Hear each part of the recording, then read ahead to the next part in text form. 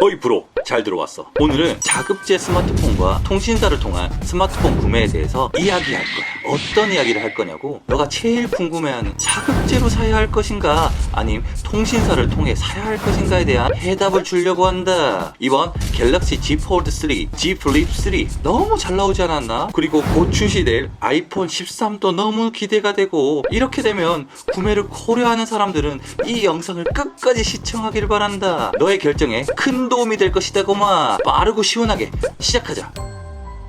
우선 자급제가 뭐야, 통신사 구매가 뭐야 고마. 혼린이들을 위해 짧은 설명 들어간다. 우선 자급제 스마트폰 구매란 대형마트나 가전매장, 온라인 쇼핑몰 등에서 공기계를 구입한 후 원하는 통신사에서 개통해 사용하는 방식이다. 그럼 통신사 구매의 스마트폰은 뭐야? 통신사를 통한 스마트폰 구매란 특정 통신사를 선택하여 정해진 통신사의 요금을 사용하며 약정 및 할인이 걸려있는 방식이지. 그래, 아직도 이해가 안 되지? 혼린이들은 이걸로 안 된다. 우선 자급제 스마트폰 구매와 통신사 스마트폰 구매의 장단점을 고마 알려주겠다. 먼저 자급제 폰에 대한 장점 먼저 간다.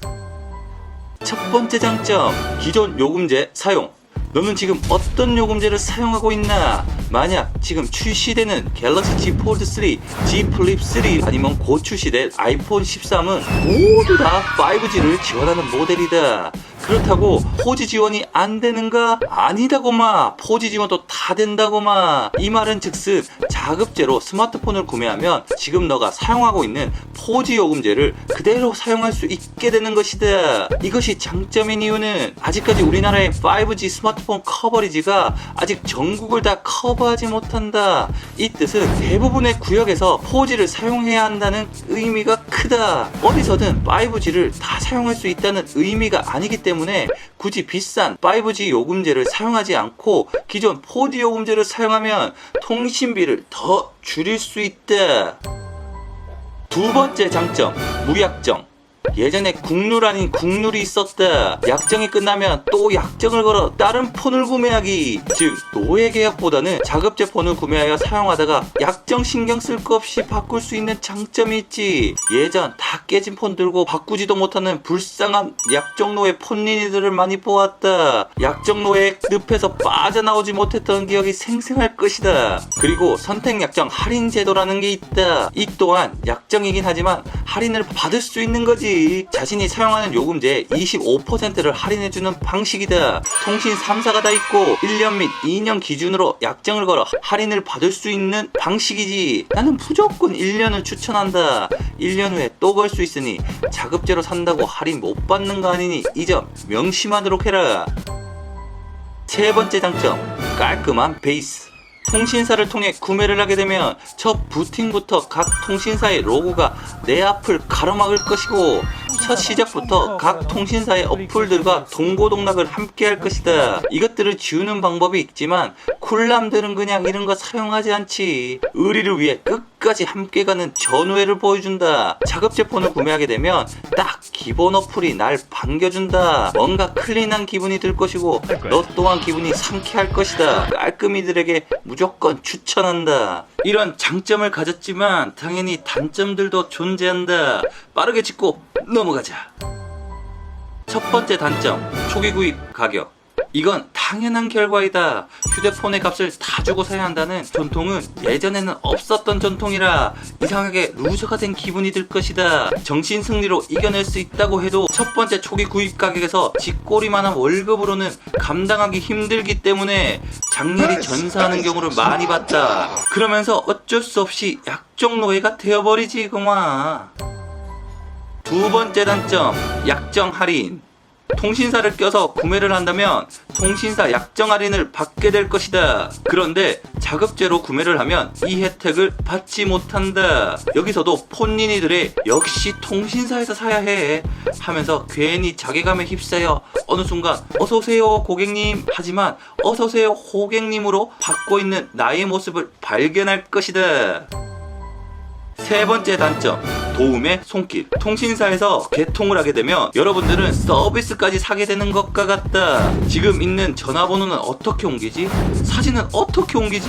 카톡은 어떻게 깔지구만. 이런 거 걱정할 필요가 없어진다. 나처럼 IT 덕후가 옆에 살면 찾아오면 돈 받고 해주지만 그런 경우가 아니라면 이런 손길이 그냥 생각날 수가 있다. 대부분의 폰니니들은 이것마저 쉽지 않기 때문에 통신사에서 따뜻한 손길을 받지 못하고 혼자 개척해야 하는 어려움을 겪게 된다. 자급제 폰의 장단점은 여기까지 하고 요 정도 봤으면 그만 통신사 폰 구매 장단점 보기 전에 좋아요 구독 눌러줘도 되겠지고마. 부탁한다. 그럼 통신사 폰의 장단점을 알아보자.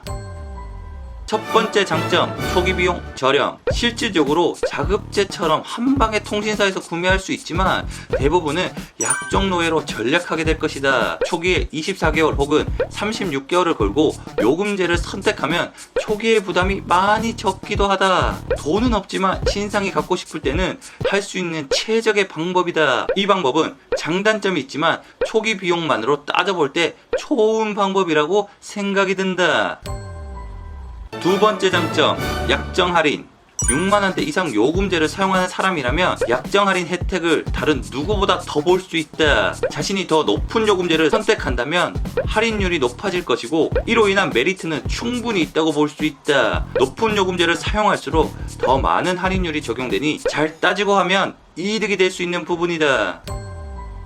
세 번째 장점, 편리함. 통신사에서 구매를 하게 되면 편안하다는 점이 제일 큰 장점이다. 내 주위의 폰니니들은 막 물어보다가 결국에는 집 앞 통신사에 가서 개통을 하고 뒤통수를 오지게 맞고 오는 경우를 많이 봤다. 우리나라 정서상 예정 방식을 추구하기 때문에 이보다 더 편한 건 없지 싶다. 통신사의 친절함과 동시에 구입 당시에 원하는 것들을 다 해준다. 기본적으로 기존 폰에 있던 내용들을 다 옮겨주고 마음에 안 드는 케이스까지 주고 필름까지 붙여주는 건 그냥 국룰이다. 그러면서 필름은 언제든지 오세요, 새 걸로 가려드린다는 멘트에 심한 감동의 쓰나미가 밀려올 것이다. 이만큼 사람들은 귀찮은 것보다 편한 걸 추구하기 때문에 이 점 또한 무시할 수 없는 장점이다. 그럼 단점은 없냐고? 당연히 있지. 묻지도 말고 따지지도 말고 그냥 따라와라. 첫 번째 단점, 비싼 요금제. 통신사를 통해 구매를 하게 되면 요즘 출시되는 최신 폰들은 모두 다 5G 요금제를 지원한다. 그렇다고 4G를 지원 안 하는 건 아니지만 통신사에서는 5G 요금제밖에 선택할 수가 없다. 즉 요금제 선택에 제약이 따를 수밖에 없는 구조이다. 소비자의 입장에서는 낮은 요금제를 사용하고 싶어도 제일 낮은 요금제가 38,000원이다. 이전 LTE 요금제에서 더 낮은 요금제를 사용하고 만족하고 있던 사용자라면 이건 불만족스러울 것이다. 이 이야기는 조금 이따 더 이야기하자. 두 번째 단점, 노예 약정. 약정 노예라고 불리는 이유는 그냥 재미가 있어서가 아니라 여러분들이 약정을 걸고 할인을 받는 만큼 중도 해제 시 100%는 아니지만 할인받는 금액의 대부분을 토해낼 수 있다는 단점이 있다. 당연히 2년 약정이 끝날 때까지 사용을 하게 되면 너는 이득을 볼 수 있지만 그 점이 아니라면 독이 될 수 있다는 점을 명심해라. 세 번째 단점, 할부이자. 그렇다고 실질적으로 24개월, 36개월로 대부분 스마트폰을 구매한다. 이렇게 된다면 대부분의 폰니니들은 할부 이자가 있는지도 모르고 그냥 매달 똑같이 내는 통신비를 지출하고 있을 수도 있다. 24개월 동안 할부 이자, 큰 돈은 아니지만 매달 한 방울씩 떨어지는 덜 잠근 수도꼭지와 같다. 어느 순간 바닥에 흥건히 젖어 있을지도 모르니 작은 거라도 절약하자. 이 정도면 자급제 폰과 통신사 폰의 장단점을 어느 정도 파악했다고 생각을 한다. 정말 장단점이 극명하게 다르다. 이는 자신의 현재 상황에 빗대어 구매하는 것이 가장 좋지만 우선 그냥 나의 입장에 대해서 얘기를 해보겠다. 몇 년 전부터 자급제 폰만 구매했고 이 장점 또한 많이 느낀 사람 중 하나이다. 예를 들어 작년 아이폰 12 미니를 와이프한테 자급제 폰으로 선물한 적이 있다. 그것이 바로 자급제로 구매를 한 거지. 이 경우 개봉을 해서 이전 폰에 사용하던 유심을 그대로 넣으면 말 그대로 설정할 거 없이 전과 동일하게 사용이 가능하다. 이 점이 좋았던 점은 약정이 없고 사용하고 있던 기존 요금제를 그대로 유지하는데 너무나 너무나 큰 장점이 있었다. 최종 보스의 경우 3만원대의 요금제를 쓰고 선택 약정 25%의 할인과 카드 할인까지 더해서 25,000원대 요금을 내고 있다. 쉽게 갤럭시 Z 플립 3를 비교 한번 해보자. 자급제 폰으로 Z 플립 3를 구매를 하게 되면 출고가 125만원, 통신요금 24개월을 따졌을 때 60만원이 든다. 즉 총 24개월을 사용할 시 185만원이라는 돈이 들지. 그러면 통신사 폰은 어떻게 다를까? 우선 가장 큰 SK의 T 다이렉트 샵을 통해 구매 가격을 한번 살펴보자. 제일 저렴한 요금제로 선택할 경우 24개월 기준으로 5G 언택트 38 요금제 기기 변경을 할 경우 월 할부금